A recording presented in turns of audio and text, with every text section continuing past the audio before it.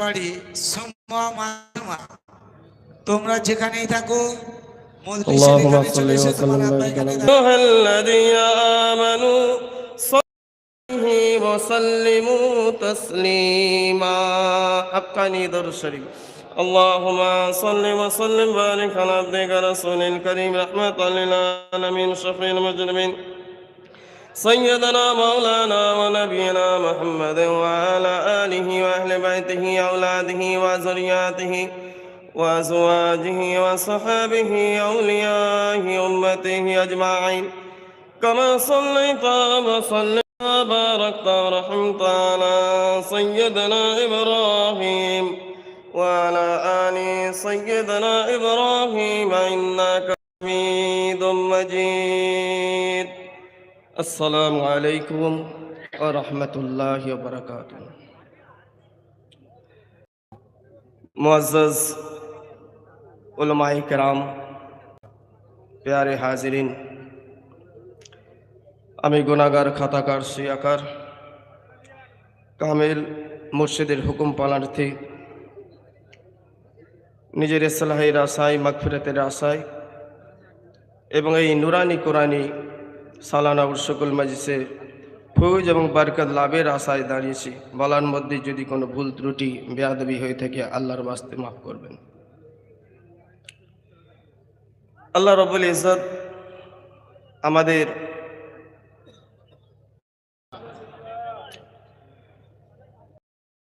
দরুদ আর সালাম পেশ করে খাতমুন নবীন জনাবে আহমদে মুজতবা রাসূল আকরাম সাল্লাল্লাহু আলাইহি ওয়াসাল্লামের রূহ আকদাসের উপর বলুন আমিন সুম্মা আমিন।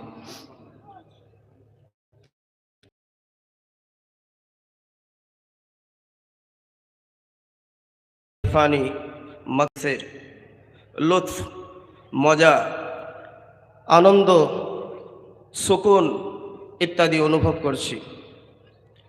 এই উরসুকুল মজলিস আমাদের ছেড়ে যেতে মন চায় না, কেননা এই উরসুকুল মজলিসে মাধ্যমেই তো আল্লাহ রাব্বুল ইজ্জত আমাদের হেদায়েত দান করেন। আল্লাহ রাব্বুল ইজ্জত জামানার মুজাদ্দিদ আল্লামা সুফি মুফতি আজান গাছি রহমতুল্লাহ আলাইহির চতুর্থ খলিফা হযরত মাস্টার সাহেব দামত বরকাতহুম, যার যায় पैदाइश জন্মভূমি এই হোমরা জায়গা আল্লাহর নূরে নূরান্বিত হয়ে গেছে। এই জন্য জালালউদ্দিন রুমি রহমতুল্লাহ আলাইহি একটা সুন্দর ভাবে এটা বলেছেন। তিনি বলছেন, दिल चो ज़ादगाहे नूरे यज़दान शुद खाके ओ रस के रौजाही रौजाने शुद। তিনি বলছেন, जब दिल खुदा की नूर गाए पैदा बन जाए, जब दिल अल्लाह रब्बुल इज्जत नूरेर द्वारा जाए पैदाइश दिल तार नूरेर स्थान तैरी हुए जाए तो इसकी खाक भी जन्नत की बाग पर रस करने लगती है। तो এটা জেনে নাও, ওই নূরের পয়দা যেখানে হয়েছে, ওই নূরের জন্ম যেখানে হয়েছে, ওই নূরের পয়দাইশ যেখানে হয়েছে, সেই যায় পাইতে থাকে, নৃত্য করতে থাকে, নাচতে থাকে। বলেন সুবহান।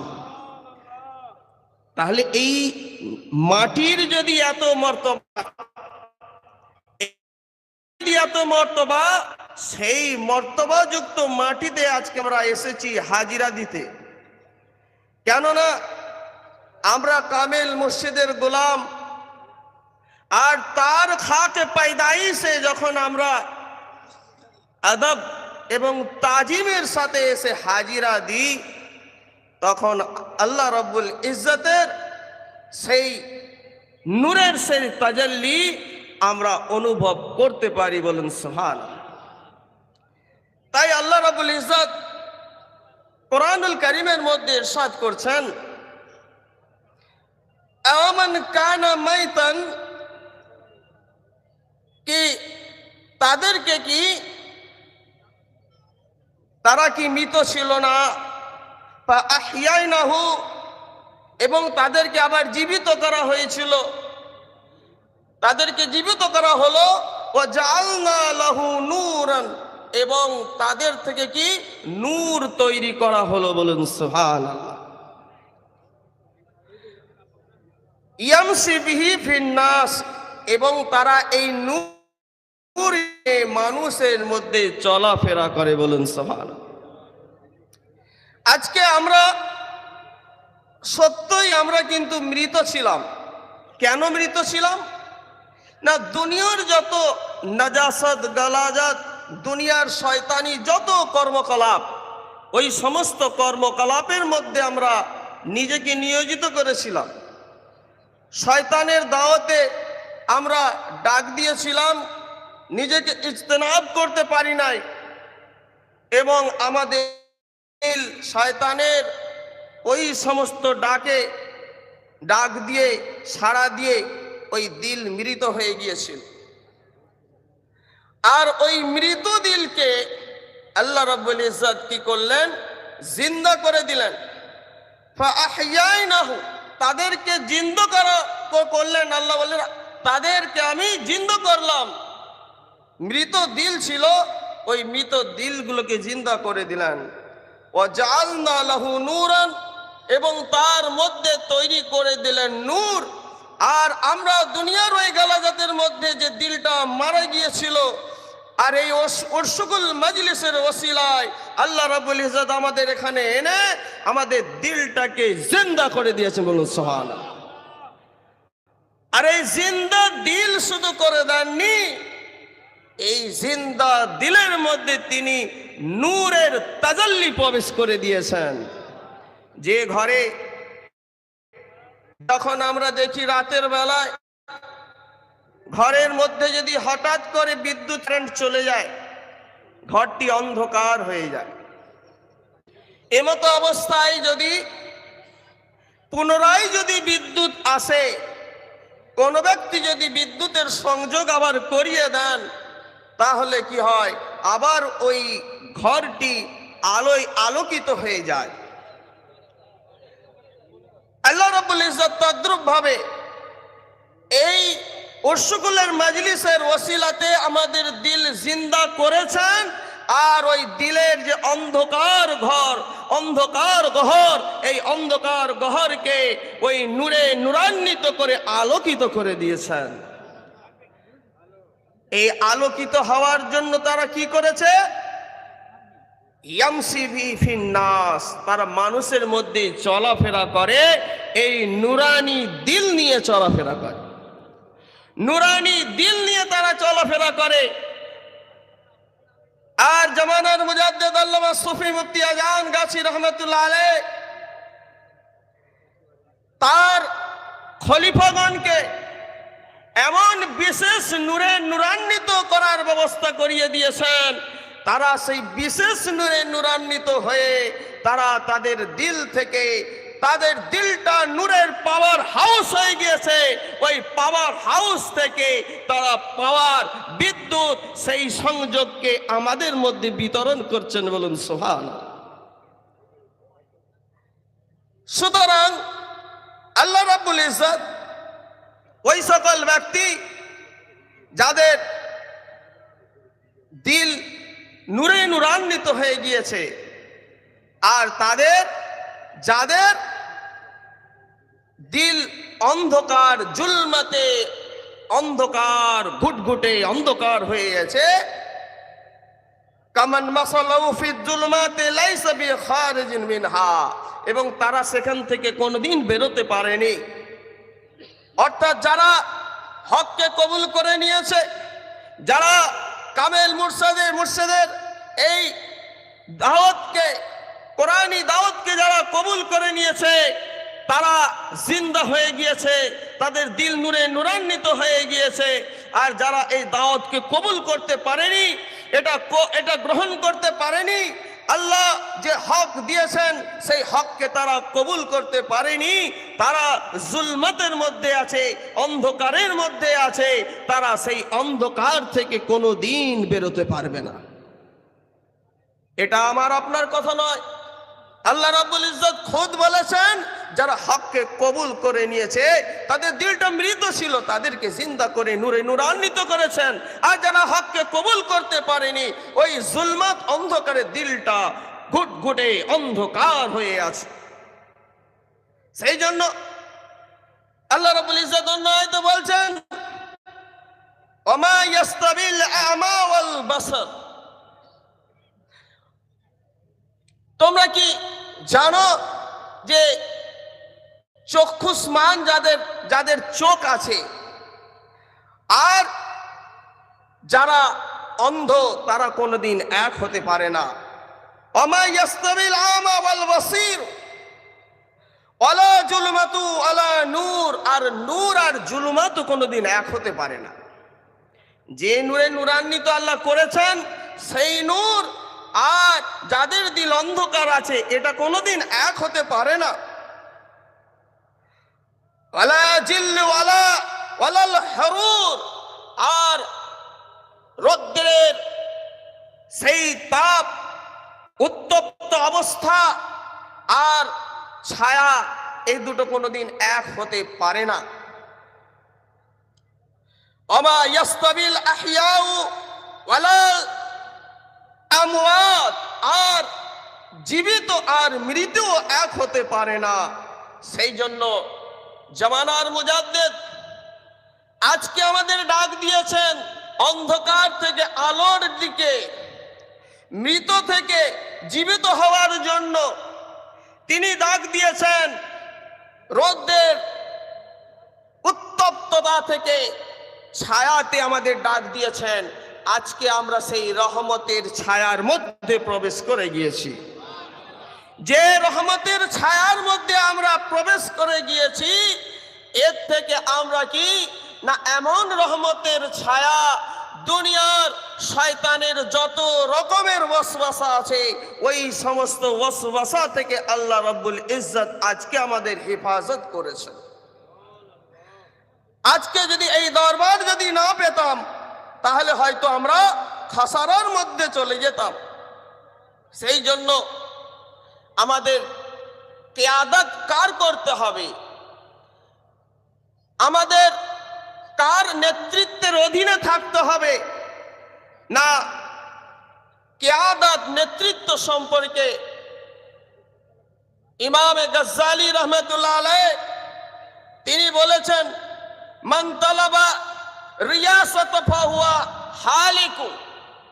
তিনি বলছেন যে রিয়াসত নেতৃত্বকে নিজে থেকে চায় সে যেন হালাক হয়ে গেল, সে যেন ধ্বংস হয়ে গেল।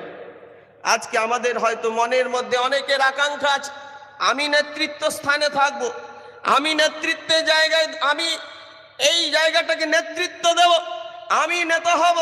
কিন্তু তিনি বলছেন তিনি এমন একজন মুহাক্কিক, এমন জ্ঞানী, এমন আল্লামা, তিনি রিসার্চ করে বললেন যে না না, তুমি যদি নিজে থেকে কিয়াদত চাও, তুমি যদি নিজে থেকে নেতৃত্ব চাও তাহলে তুমি হালাক হয়ে যাবে।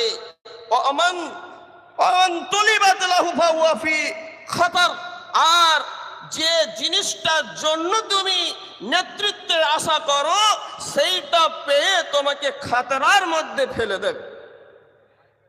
সেই জন্য জামানার মুজাদ্দিদ আল্লামা সুফি মুফতি আজান গাছি রহমাতুল্লাহ আলাইহি তিনি যে নেতৃত্বের একটা জায়গা রেখেছেন সেই নেতৃত্বের জায়গায় কোনো ব্যক্তি, কোনো খলিফা নিজে থেকে কোনোদিন আশা করে না। তাদেরকে আল্লাহর তরফ থেকে ওইখানে বসিয়ে দেওয়া হয়। বলুন সুবহানাল্লাহ।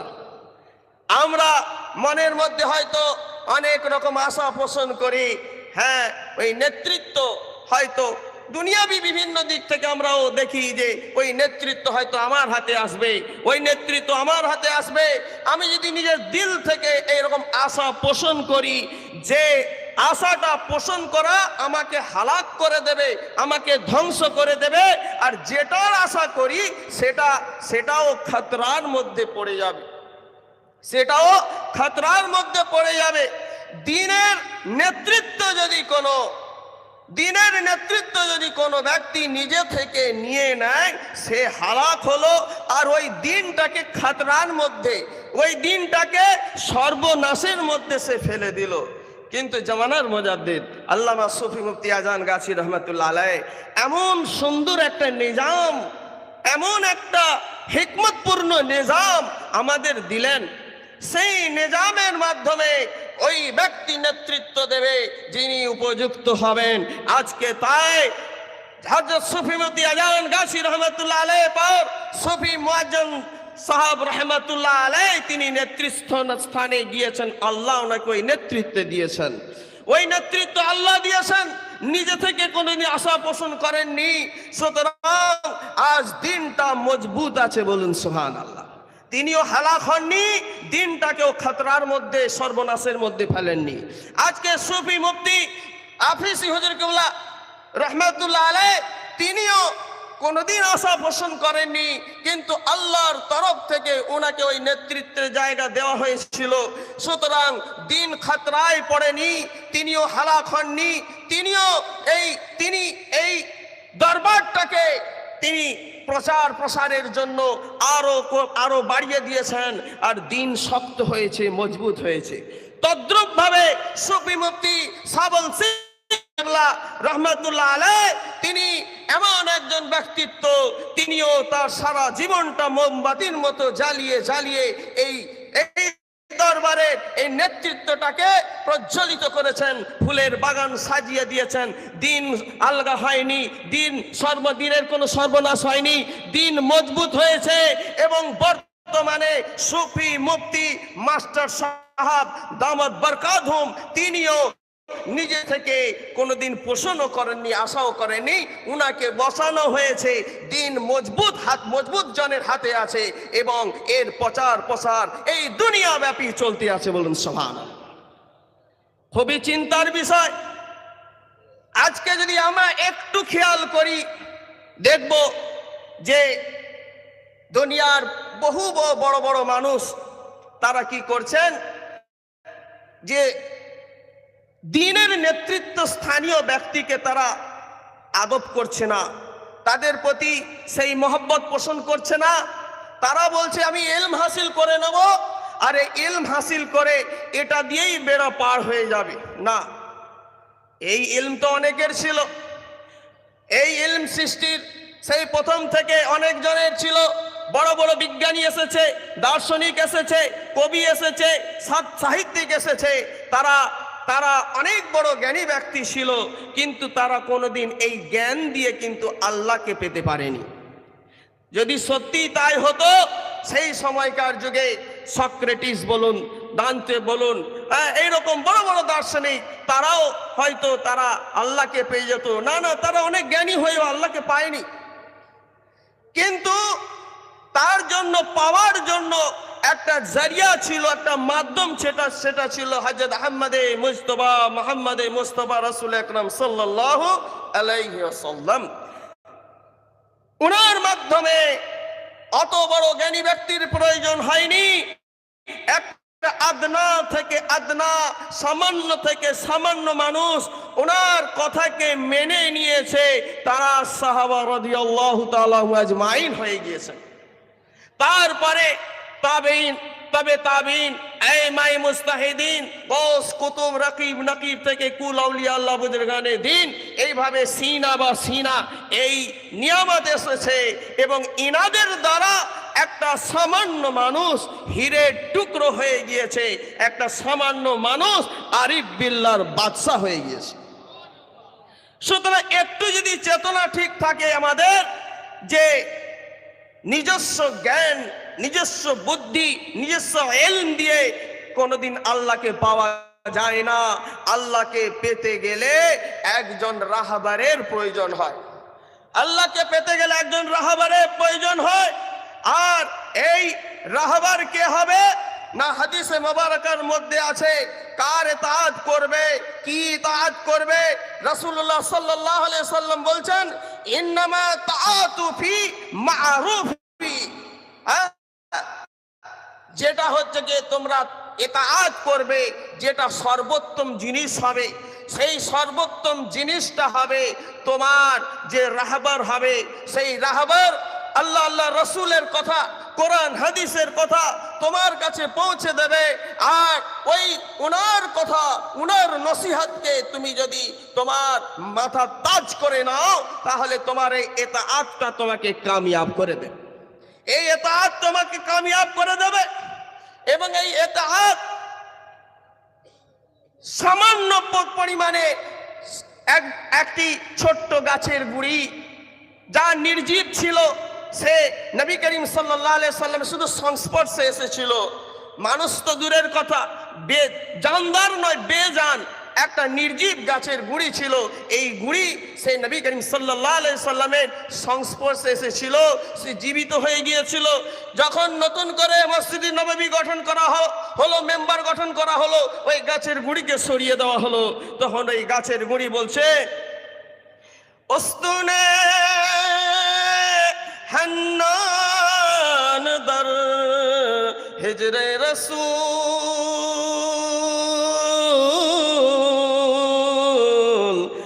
নালা মিজদ হামচু আরবাব অকুল।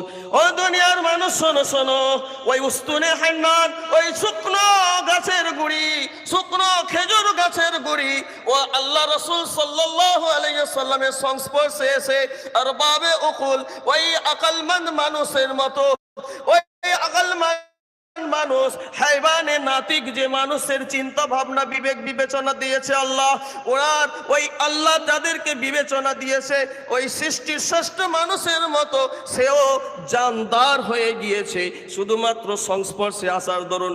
আজকে যদি আমরা কামেল মুর্শিদের সংস্পর্শে যদি এসে আমরা মানুষের মতো মানুষ না হতে পারি, বিনা কাজাতে যদি নামাজ না পড়তে পারি, হালাল রিজিক যদি না খেতে পারি, আর পরেশগারি করে মুত্তাকি যদি না হতে পারি, এই নুরানি কোরআনি ওজিফা যদি আমল না করতে পারি, আমরা সেই বেজান গাছের গুড়ির থেকে ও বত্তর থেকে বত্তর হয়ে যাব।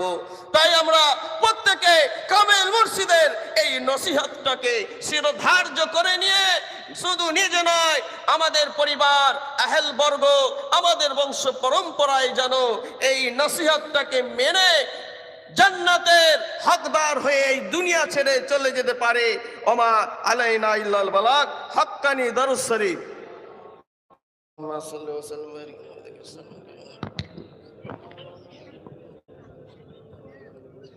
মেহরবানি করে নাগরতলায় বাড়ি আবু তালেব মোল্লা, যেখানেই থাকো তুমি মাইকের এখানে চলে এসো, তোমার মেয়ে এখানে কান্নাকাটি করছে। নাগরতলায় বাড়ি আবু তালেব মোল্লা, তুমি যেখানেই থাকো এখানে এসো।